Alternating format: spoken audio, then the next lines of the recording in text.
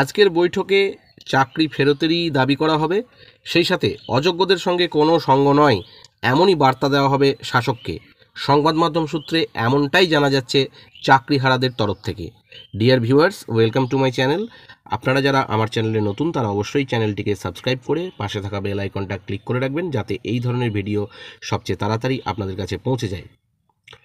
মুখ্যমন্ত্রী মমতা বন্দ্যোপাধ্যায়ের সভায় চাকরি হারানো যে সমস্ত প্রার্থীরা রয়েছেন তাদের চাকরি ফিরে পাওয়ার আশ্বাস এই নিয়ে যে শিক্ষকদের একটা সংগঠন রয়েছে, এবং সেখানে বৈঠকের আগের দিন রবিবার এই মনোভাব স্পষ্ট করেছে যোগ্য শিক্ষক শিক্ষিকা অধিকার মঞ্চ 2016। সেই সঙ্গে সংগঠনের বক্তব্য, অযোগ্য চিহ্নিত কেউ সবাই থাকলে তারা থাকবেন না। সরকারের তরফে এদিন সভা নিয়ে কোনো মন্তব্য করা হয়নি, বরং গোটা বিষয়টি মুখ্যমন্ত্রীর উপর ছেড়ে দিয়েছেন শাসক দলের একটা বিরাট অংশ। সুপ্রিম কোর্টের রায়ে প্রায় 26,000 শিক্ষকের চাকরি বাতিল হওয়ার পরে মুখ্যমন্ত্রী নিজেই জানিয়েছেন যে আজ অর্থাৎ সোমবার নেতাজি ইন্ডোর স্টেডিয়ামে এই সভায় তিনি উপস্থিত থাকবেন। সভায় চাকরিহারারা কি বলতে পারেন মুখ্যমন্ত্রী তথা রাজ্য সরকারের তরফে বা কী ধরনের আশ্বাস দেওয়া হতে পারে তা নিয়ে জল্পনা চলছে। আইনি দিক থেকে কোনো পথ কি রাজ্য সরকার বার করতে পারবে সে বিষয়ে প্রশ্ন উঠছে।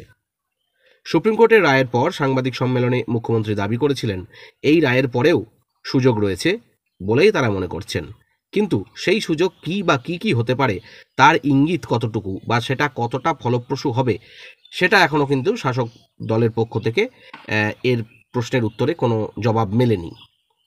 চেয়ারম্যানের সাংবাদিক বৈঠকেও এ নিয়ে কোনো ইঙ্গিত দেওয়া হয়নি, বরং দায় কার তা নিয়েই কিছুটা অদৃশ্য দড়ি টানাটানি দেখা গিয়েছে। পক্ষান্তরে বলতে গেলে প্রাক্তন বিচারপতি যে এসএসসি দুর্নীতি মামলায় সিঙ্গেল বেঞ্চের রায় যিনি দিয়েছিলেন এবং বর্তমানে যিনি বিজেপির সাংসদ মাননীয় অভিজিৎ গঙ্গোপাধ্যায়, তিনি বলেন যে সিবিআই যে মাদার ডিস্ক উদ্ধার করেছিল সেখানে সব ওএমআর সিট রয়েছে। খুব গুরুত্বপূর্ণ কথা তিনি বলেছেন, তা প্রকাশ করুক, এসএসসি বলুক ওই ওএমআরগুলোই আসল, তাহলেই অযোগ্যদের বোঝা যাবে এবং যারা যোগ্য তাদের আর পরীক্ষায় বসতে হবে না। এমন পরিস্থিতিতে রাজ্যের শিক্ষক মহল আজ নেতাজি ইন্ডোর স্টেডিয়ামের সভার দিকে সবাই তাকিয়ে। সেই সাথে চাকরিহারা যোগ্য শিক্ষকেরা এই পরিস্থিতির পিছনে রাজ্য সরকারের ভূমিকার কথা উল্লেখ করে এদিন বলেছেন একজন শিক্ষক মেহবুব মণ্ডল যে প্রতিশ্রুতিতে ভুলছি না, আমাদের পুরনো চাকরি ফিরে পাবো কিনা সেটা সরকারকেই বলতে হবে। তিনি আরও দাবি করেছেন পুরনো চাকরি ফিরে না পাওয়া পর্যন্ত বেতন চালু রাখতে হবে, নতুন করে পরীক্ষা আমরা দেব না। সুপ্রিম কোর্টের রায়ে অসন্তোষের কথা জানিয়ে মেহবুববাবু বলেন, আমরা রিভিউয়ের জন্য যাব, চাকরি ফেরত না পেলে রাষ্ট্রপতি, প্রধান বিচারপতি, প্রধানমন্ত্রী ও মানবাধিকার কমিশনের কাছে স্বেচ্ছামৃত্যুর আবেদন জানাবো। এই নিয়ে রাজনৈতিক তরজাতেও বিরক্ত চাকরিহারা শিক্ষকেরা। ধীতিশ মণ্ডল নামে আরেক চাকরিহারা শিক্ষক বলেন, বিজেপি সিপিএম সবাই বলছে রায় পুনর্বিবেচনা দরকার, সবাই যখন একমত তাহলে সর্বদলীয় বৈঠক করে আমাদের বাঁচানোর রাস্তা বের করা হোক। ধীতিশবাবুর হুঁশিয়ারি, চাকরি ফেরত না দিলে বিধানসভা ভোট লড়তে দেব না। চাকরিহারা শিক্ষকদের প্রশ্ন যে 2014 সালের উচ্চ প্রাথমিকের ওএমআর শিটের মিরর ইমেজ থাকতে পারে, তাহলে 2016 সালেরটা কেন নেই? চাকরিহারা গ্রুপ সি সুজয় সর্দার তিনি বলেছেন, ফের শহীদ মিনারে ধর্নায় বসবো। আজ মুখ্যমন্ত্রী সভায় ঢোকার জন্য পাস দেওয়া শুরু হতেই শিক্ষকদের লম্বা লাইন পড়ে যায়। তারা শহীদ মিনারের মাঠে রাত জেগে রাত কাটিয়েছেন। শিক্ষকদের একাংশের অভিযোগ, মুখ্যমন্ত্রীর সভায় ভিড় বাড়াতে তৃণমূলের একটি শিক্ষক সংগঠনের সদস্যদের সভায় যাওয়ার নির্দেশ দেওয়া হয়েছিল। এই অভিযোগ অস্বীকার করে পশ্চিমবঙ্গ তৃণমূল মাধ্যমিক শিক্ষক সমিতির রাজ্য সভাপতি বিজন সরকার বলেন, ওখানে শুধু চাকরিহারারাই থাকবেন। তৃণমূলের রাজ্য সাধারণ সম্পাদক কুণাল ঘোষ তিনি বলেছেন, সরকার পাশে রয়েছে, তবে বিরোধীদের মদতে কেউ সভায় অশান্তির চেষ্টা করতে পারেন। প্রদেশ কংগ্রেসের সভাপতি শুভঙ্কর সরকারের দাবি, মুখ্যমন্ত্রীর পাশাপাশি নিয়োগ দুর্নীতির দায় নিয়ে সেদিনের তৃণমূল মন্ত্রী তথা আজকের বিরোধী দলনেতাকেও পদত্যাগ করতে হবে, তাকেও জিজ্ঞাসাবাদ করুক সিবিআই। অন্যদিকে আজ সোমবার কলকাতা নেতাজি ইন্ডোর স্টেডিয়ামে যেমন চাকরিহারা শিক্ষক ও শিক্ষাকর্মীদের মুখোমুখি হওয়ার কথা মুখ্যমন্ত্রী মমতা বন্দ্যোপাধ্যায়ের সঙ্গে রয়েছে, তবে তার আগেই অর্থাৎ গতকাল রবিবার সন্ধ্যা থেকেই শহীদ মিনারের পাদদেশে ফের টানা অবস্থান বিক্ষোভে বসতে চলেছে যোগ্য শিক্ষক শিক্ষিকা অধিকার মঞ্চ 2016। মুখ্যমন্ত্রীর সভায় অযোগ্যদের ঢুকতে দেওয়া হবে না বলে হুঁশিয়ারিও দিয়েছেন চাকরিহারা এই সংগঠন। সংগঠনের পক্ষে মেহবুব মণ্ডল বলেন, রবিবার সন্ধ্যা 6টায় সাংবাদিক সম্মেলন করে পরবর্তী কর্মসূচি জানানো হবে। তবে 7 তারিখ মুখ্যমন্ত্রীর সঙ্গে নেতাজি ইন্ডোরে আমরা বৈঠকে যে অযোগ্যদের ঢুকতে দেব না, কারা অযোগ্য তেমন অনেকের নামই আমরা জানি এবং চিনি। স্বচ্ছতা বজায় রাখতে বৈঠকে সাংবাদিকদেরও থাকার দাবি তুলেছেন এই অধিকার মঞ্চ। মুখ্যমন্ত্রীর সভায় যাওয়া নিয়ে জেলায় জেলায় দ্বিধাবিভক্ত চাকরিহারারা। অনেকেরই বক্তব্য, রাজ্য সরকারের জন্য তাঁদের এই পরিণতি, ফলে মুখ্যমন্ত্রীর কথা শোনার কোনো মানে হয় না।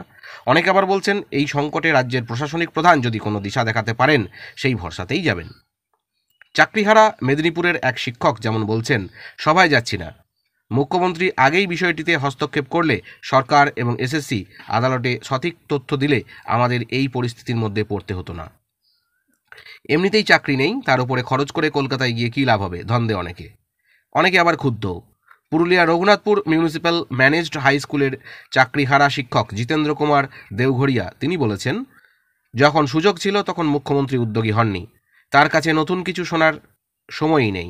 যোগ্য শিক্ষক শিক্ষিকা অধিকার মঞ্চের তরফে কৃষ্ণগোপাল চক্রবর্তীর কটাক্ষ, ওরা সাদা খাতায়, অর্থাৎ অযোগ্যদের যারা চাকরি পেয়েছেন তাদের সভা।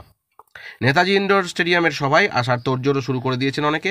গৌরবঙ্গের 3 জেলা থেকেই যোগ্য অযোগ্য সকলেই সবাই যেতে পারেন, এমনটাই মনে করা হচ্ছে। অন্যদিকে কোচবিহার, আলিপুরদুয়ারের মতো জেলা থেকে কয়েকজন গেলেও অনেকে সিদ্ধান্ত নিতে পারেননি। কাঁকসার চাকরিহারা এক শিক্ষকও বলেন যে কী করব বুঝতে পারছি না।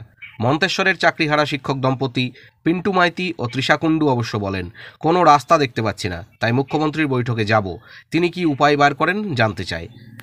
উত্তর এবং দক্ষিণ 24 পরগনার চাকরিহারাদের অনেকেও মুখ্যমন্ত্রীকে নিজেদের দুরবস্থার কথা জানাতে আগ্রহী। যোগ্য শিক্ষক শিক্ষিকা মঞ্চের হুগলি জেলার একাদশ দ্বাদশ স্তরের দায়িত্বে থাকা কৃষ্ণকান্ত রায় তিনি বলেছেন, আমাদের মূল প্রস্তাব থাকবে নিয়োগ প্রক্রিয়া সম্পন্ন না হওয়া পর্যন্ত যেন বেতন চালু থাকে। শনিবার দুপুরে বহরমপুরে শ্রীগুরু পাঠশালায় হাজারখানেক চাকরিহারা শিক্ষক শিক্ষিকা নিজেদের মধ্যে বৈঠক করেন। পরে সেই চাকরিহারাদের তরফে জগদীশ বাড়ুই বলেন, বৈঠকে যাওয়ার ব্যাপারে একমত হয়েছি। চাকরিহারাদের সোমবারের সভায় পাঠাতে তৎপর হয়েছে তৃণমূলের শিক্ষক সংগঠনও। এদিন বিকেলে ভিডিও কনফারেন্স করে তৃণমূল প্রভাবিত শিক্ষক সংগঠনের বিভিন্ন জেলা নেতৃত্বকে এ নিয়ে প্রয়োজনীয় নির্দেশ দেন শিক্ষামন্ত্রী ব্রাত্য বসু। রাজ্যের বিরোধী দলনেতা শুভেন্দু অধিকারী অবশ্য বলেন, আমি কাউকে না যেতে বলবো না, এই মহিলাই আপনাদের সর্বনাশের জন্য দায়ী। বঞ্চিত চাকরিপ্রার্থীরা মুখ্যমন্ত্রীর পদত্যাগের দাবিতে 21 এপ্রিল যে নবান্ন অভিযানের ডাক দিয়েছেন শুভেন্দু তাকে সমর্থন জানান।